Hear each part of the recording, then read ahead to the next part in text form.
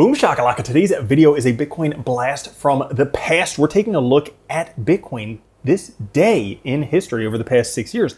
See what Bitcoin was up to. Hopefully gain a little bit of perspective, maybe learn something, maybe see some predictions that I was right or wrong. Maybe see that, hey, the channel's developed a little bit over the year. Anybody can be a content creator. Maybe you could too. Welcome to Bitcoin Throwback Week. What is up, crypto love? Randall here. Today I have probably the most difficult video I've ever had to make for crypto love because it entails basically everything. We're going to look at what is Bitcoin. And if you're watching this, maybe you're subscribing. Thank you very much. If you found it some other way, you're probably just getting into Bitcoin, trying to figure out what is this thing? Why do people talk about Bitcoin? Why is it all the rage these days? And I'm hopefully going to explain that to you. All right, now to begin with, Bitcoin is an open source, decentralized, peer-to-peer digital currency. What does that mean?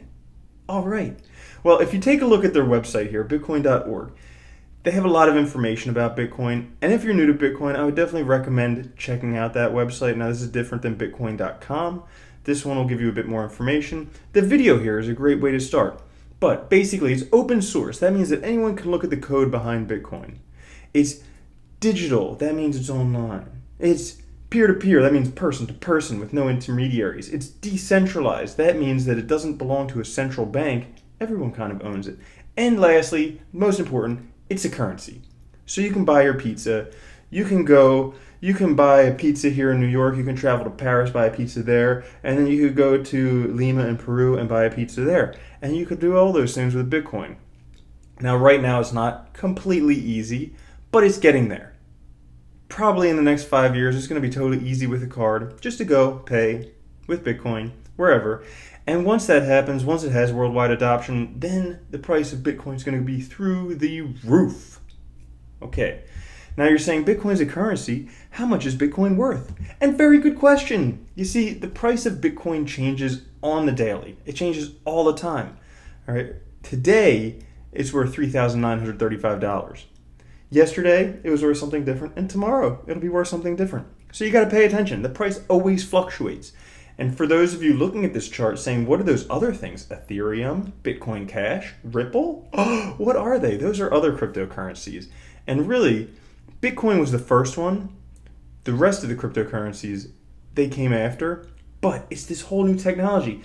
It's as important as the invention of the internet because this is doing for finance what the internet did for publishing. I mean, I wouldn't be able to have my own TV show if it were not for the internet. But here, I can make these videos. You guys watch them. Maybe you laugh a little bit. Maybe you just click unsubscribe. Whatever it is, I mean, you do what you do.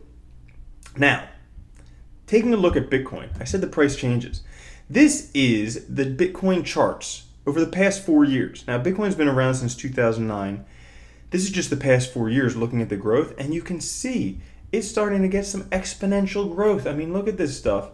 4 years ago, Bitcoin was worth $100. Now, boom, it was just at an all-time high of almost $5,000. So that's crazy. I mean, it's just going up, skyrocketing. And the more people adopt it, the more valuable it becomes. And one reason why it becomes so valuable is because there is a capped max supply of Bitcoin of 21 million Bitcoin.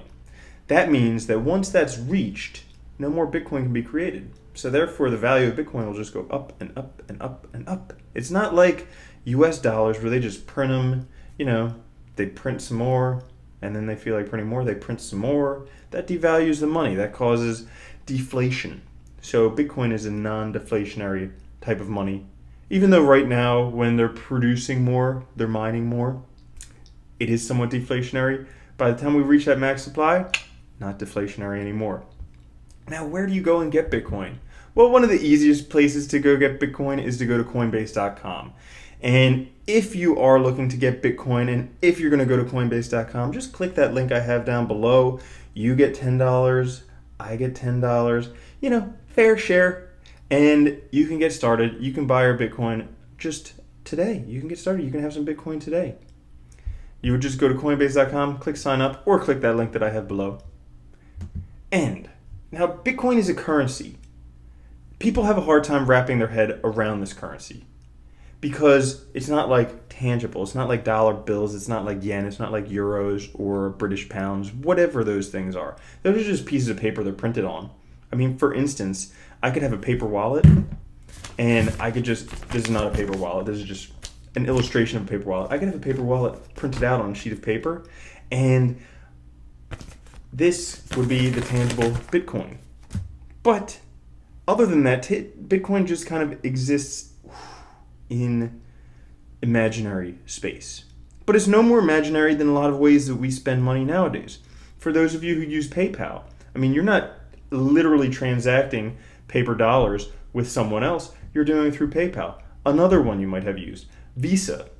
All right, now Visa, huge credit card. They have lots of cards out there, and that is another thing. I mean, you just swipe your card, or some of you just scan your phone, or whatever it is, and you're doing transactions without actually using paper money. So that's really no different than using Bitcoin in itself. And really, Visa is trying to do something. Join the Visa Cashless Challenge. All right, they're trying to do away with cash as it is. You might as well just use Bitcoin, because at least with Bitcoin, there's no middleman. There's no Visa, getting a cut of everything. You get to keep your money. Now, Bitcoin came around when we had the last economic depression, 2008, when everything crashed, the housing bubble, the banks, the scandals, and somebody said Bitcoin. I'll go into who later. Now, Bitcoin is a currency. That's half of the reason why it's valuable, because it's a decentralized peer-to-peer currency. The other reason it's so valuable is because it's built on what's called the blockchain. All right, now this is getting into a bit more technical things. This could go into a whole video on itself, but basically the blockchain is a distributed ledger, basically a way of verifying transactions that occur without having a centralized system. So this means that all these different computers, all these different nodes that miners mine, they keep track of the transactions in there. So you don't need a bank to do it, and the bank doesn't need to put their hand in your pocket. Now, I said miners, and no, I'm not talking about these good-looking guys.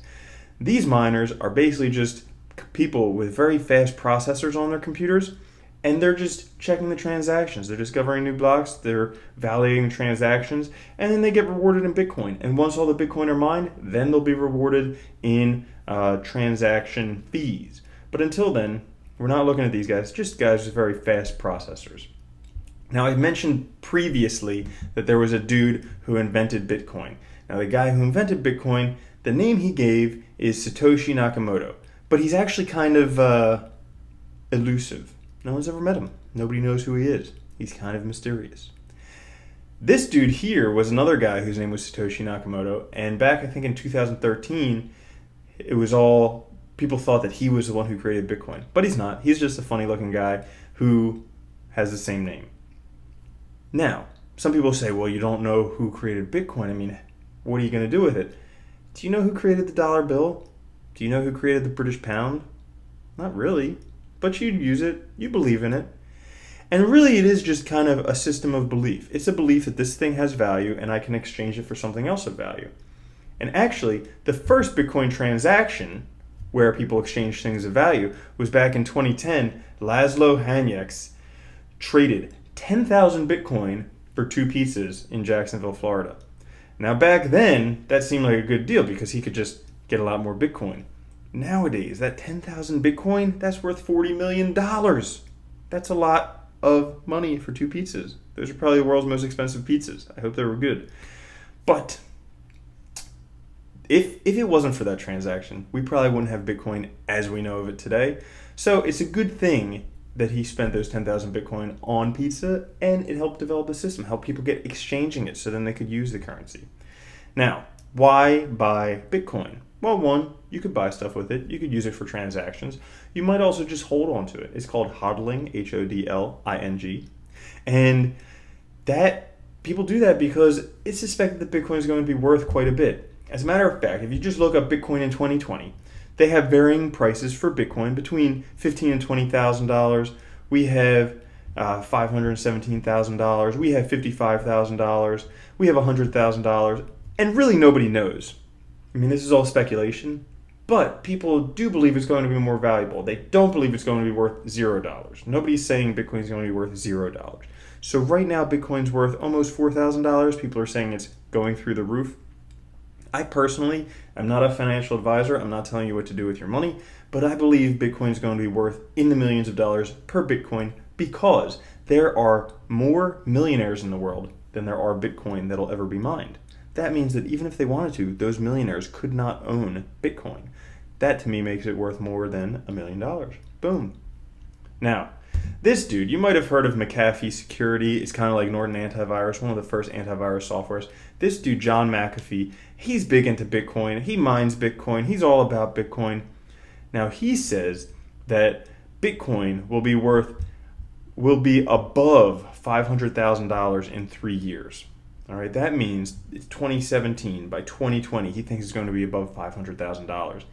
And he asked if anyone wanted to bet. This dude said he wants to bet, and John McAfee actually said, if it's not worth above $500,000 in 3 years, I will eat my dick on national television. All right? He's pretty confident about that. And then someone said, I would love to see 499,499. I think that would be funny for all of us, right? Now, you're saying, okay, this Bitcoin thing is awesome. Where can I get in? Like I said, go to Coinbase.com, click that link below. Or there are many other ways you can get involved in Bitcoin. There are Bitcoin ATMs across the world. You could actually buy Bitcoin from someone on Craigslist or some other online auction site. If you are new to Bitcoin, probably want to stick with Coinbase just because there are a lot of people who try to scam people out in the world. You know, bad people who do this stuff, who just try and make an easy buck. So, try Coinbase, do one of the other things, get involved in Bitcoin, or don't. It's really up to you. I just tend to think that if you're not in Bitcoin, you're going to be missing out big time in the future. Now, I hope you enjoyed that.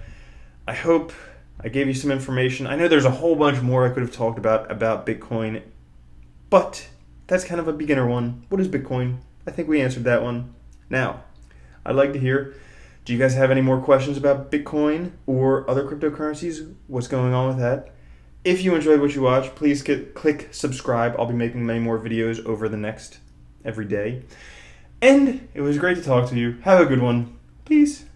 If you don't think Bitcoin's going to $1 million a coin and then $10 million a coin, you're already a loser. From now on, if you don't own Bitcoin, you're a moron.